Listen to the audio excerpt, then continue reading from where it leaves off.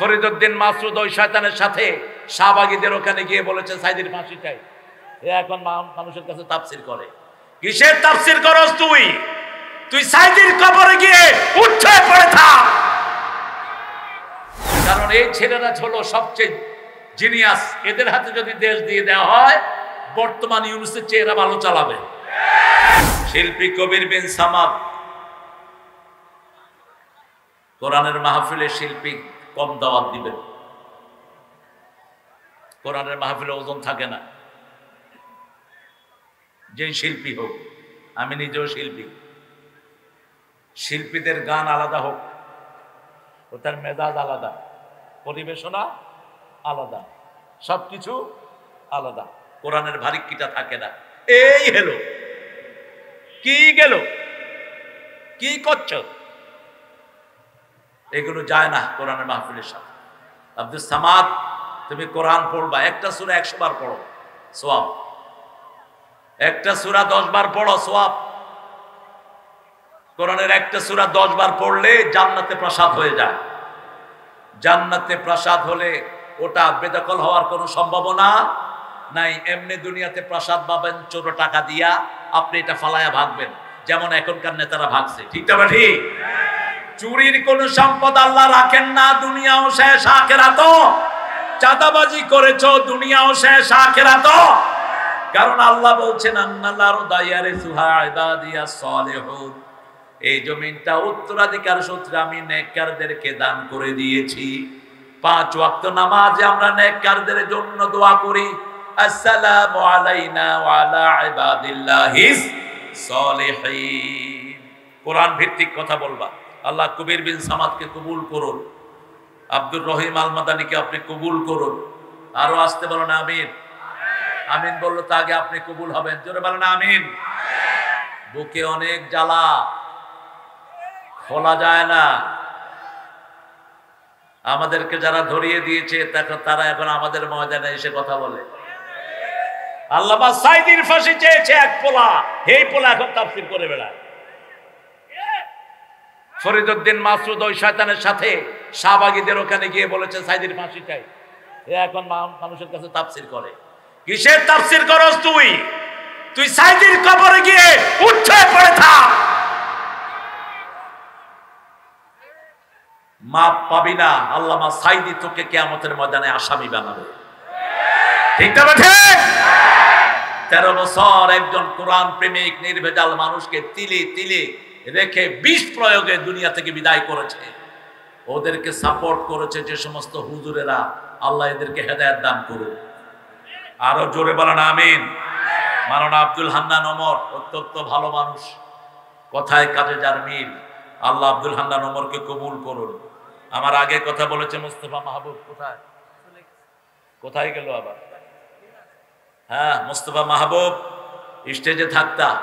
মাহবুব আলম সুন্দর বলে, অনেক গোছানো কথা সে বলে। রোকন হয়েছে তো কি জানো, কি জানো তোমরা?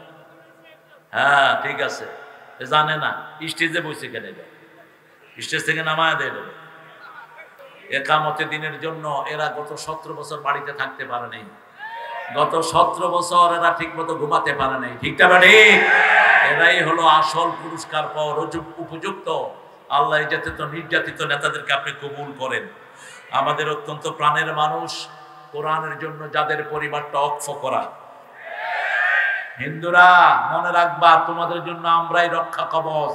স্বাধীনতার পর থেকে এইবারে তোমরা সবচেয়ে ভালো পূজা করেছো, কারণ তোমাদেরকে পাহারা দিয়েছে ইসলামী আন্দোলনের কর্মীরা। ঠিক কিনা বেঠে? তারা সুযোগ পেলে আমাদেরকে ছোবল মারে। তারা মনে করে ওরা হলো তাদের ভোট ব্যাংক। না, ওরা হলো তোদের ডাকাত ব্যাংক। তোদেরকে লুট করেছে সবচেয়ে বেশি ওরাই, যাদেরকে তোরা মনের কথা বলস। ঠিক না ঠিক? আর তোমাদের সবচেয়ে বন্ধুত্বের পরিচয় দিয়েছে যারা দিন রাত 24 ঘন্টা পড়ে লা ইলাহা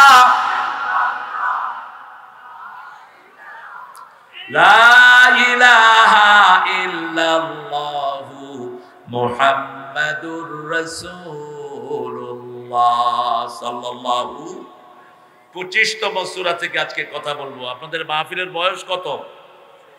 কথা বলেন। 25তম সূরা কোনটা বলেন? সূরা ফুরকান। কোন সূরা? ফুরকান। আল্লাহ তোমাদেরকে কবুল করো। কোরআনের আরেক নাম কি? আরেক নাম কি? হুদাল লিন্নাস ওয়া বাইয়িনাতিম মিনাল হুদা ওয়াল ফুরকান। আল্লাহ বলছেন it's a distinction between good and bad, between হক এন্ড ফলস। এটা পার্থক্যকারী সত্য আর মিথ্যার ভিতরে, এটা পার্থক্যকারী হক আর বাতিলের ভিতরে, এটা পার্থক্যকারী কে জান্নাতি হবে আর কে জাহান্নামী হবে তার ভিতরে। ফুরকান, সূরা ফুরকানে আল্লাহ 8টা গুণের ঘোষণা দিয়েছেন। কয়টা? 8টা গুণ যে অর্জন করবে আল্লাহ বলছেন তাদের জন্য আমি জান্নাত দান করে দেব, তাদের গুনাহগুলোকে আমি সওয়াব বানায়া দেব। তারা যদি কবিরা গুনাহ করে, মানুষ খুন করে, জিনা করে, তারা যদি কাউকে হত্যা করে, আমি আল্লাহ তাদের গুনাহগুলো সওয়াব বানায়া দেব। হাসিনার পড়া উচিত এটা। হ্যাঁ, বেশি করে পড়। এখন পড়তে গেলে তো ঝামেলা, তার অনেক ঝামেলা বেডির। হ্যাঁ, রক্ত কিসের রক্ত? হেদায়েত হবে না, কারণ যে মানুষ খুন করে তাকে আল্লাহ হেদায়েত দেয় না। কোন জালেমকে আল্লাহ হেদায়েত দেয় না। লা ইয়াহদিল কওমাজ জালিমিন। কোন জালেমকে আল্লাহ হেদায়েত দেয় না। আমরা জুলুম করব না। সবচেয়ে বড় জুলুম কি? সূরা লোকমানে আল্লাহ বলছেন ইয়া বুনাইয়া লা তুশরিক বিল্লাহ ইন্নাশ শিরকা লাযুলমুন আযীম। লোকমান বললেন তার ছেলেকে, O dear son, don't make any partnership with Almighty. আল্লাহর সাথে কোনো কিছুকে শিরক করো না। শিরক হলো সবচেয়ে বড় জুলুম।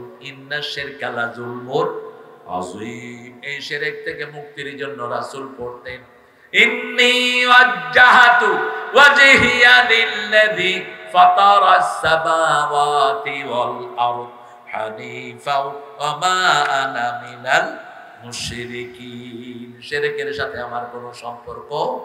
মূর্তি বানায় যারা শিরক করে। সাতক্ষীরাতে মূর্তি ছিল না? ছিল। কয়টা?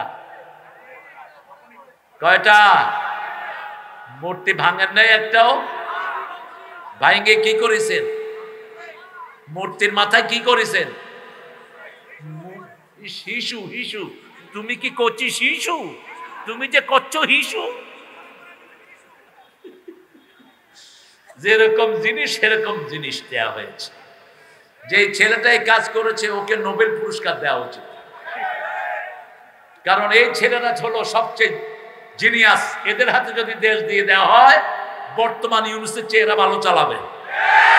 এদের হাতে দেশ দিলে কোন ভারতীয় পাঁচটা কুকুর ক্ষমতায় আসতে পারবে না। আমাদের প্রজন্ম ওদেরকে খুব ভালো করেছিল। এরা উপরে উঠেছে, ওই কাম সেরেছে, পিছন থেকে পোলাপান ক্যামেরা নিয়ে বসে আছে, কিচ্ছু উঠাতে পারেনি। শুধু দেখেছে ভিতর থেকে পানি উঠে এমনি পড়তেছে। কত দক্ষ এরা! এরা কি দক্ষ! মুহূর্তের মধ্যে স্লোগান চেঞ্জ।